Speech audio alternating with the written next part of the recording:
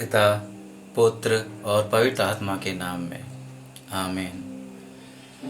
जय मसीह के सभी को। मैं आकाशदीप मरांडी और आज हम पाठ पढ़ेंगे 4 अगस्त सोमवार का 18वां सामान्य सप्ताह संत योहन मरिया वियाने। पहला पाठ गन्ना अध्याय 11 पद संख्या 4 से 15। उनके साथ चलने वाले इजरायली लोग स्वादिष्ट भोजन के लिए ललाहित हो उठे और विलाप करने लगे।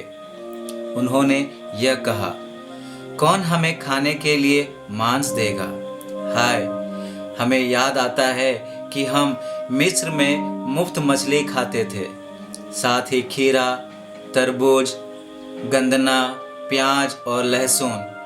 अब तो हम भूखे मर रहे हैं, हमें कुछ भी नहीं मिलता।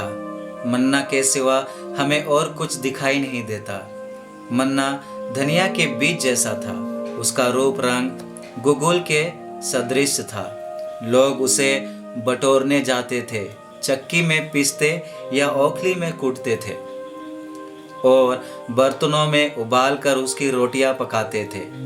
उसका स्वाद तेल में तली हुई पूरी जैसा था। जब रात को ओस शिविर पर उतरती थी तो मन्ना भी गिरता था। मूसा ने लोगों को अपने अपने तंबू के द्वार पर विलाप करते सुना। प्रभु का क्रोध भड़क उठा।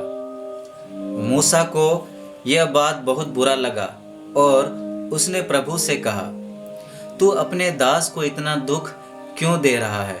तू मुझ पर इतना अप्रसन्न क्यों है कि तूने इस प्रजा का पूरा भार मुझ पर ही डाल दिया है?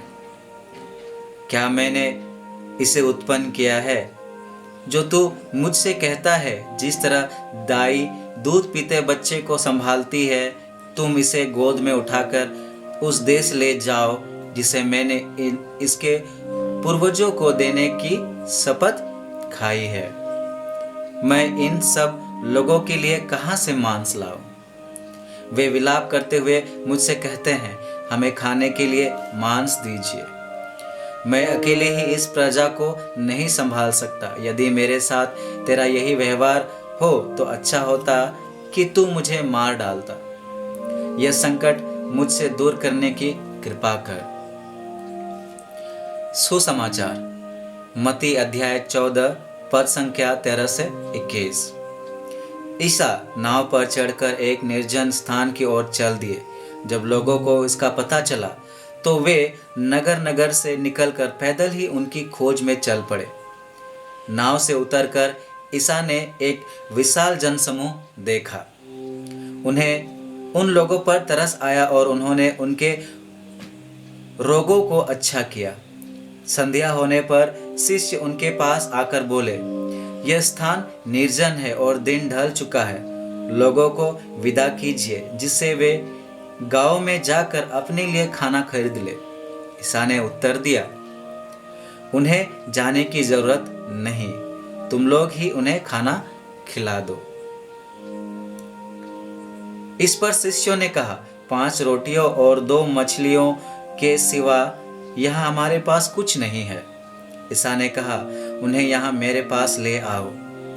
ईसा ने लोगों को घास पर बैठा देने का आदेश देकर वे 5 रोटियां और 2 मछलियां ले ली।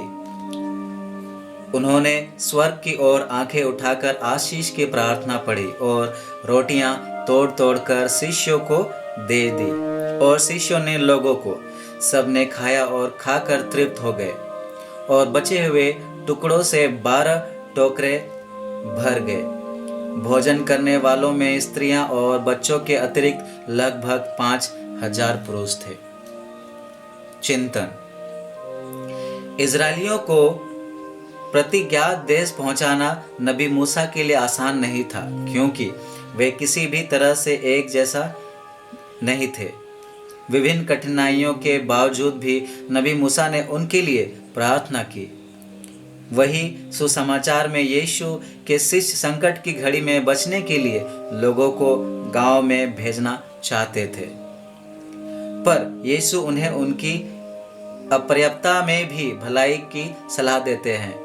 ठीक उसी प्रकार जब हम अपर्याप्त संसाधनों के कारण कठिन परिस्थितियों से गुजरते हैं, हम असहाय महसूस न करें बल्कि दूसरों के प्रति दया और सम्मान के मनोभावों से प्रेरित हो, और हम अवश्य ही अपने हृदयों में ईश्वर की वाणी को सुन सकने में कामयाब होंगे। अनुवाक्य: हमारे शक्तिशाली ईश्वर का जय जयकार करो। जय घोष, हालेलुया। मनुष्य रोटी से ही नहीं जीता है, वो ईश्वर के मुख से निकलने वाले हर एक शब्द से जीता है। हालेलुया। पिता, पुत्र और पवित्र आत्मा के नाम में आमीन। ईश्वर को धन्यवाद।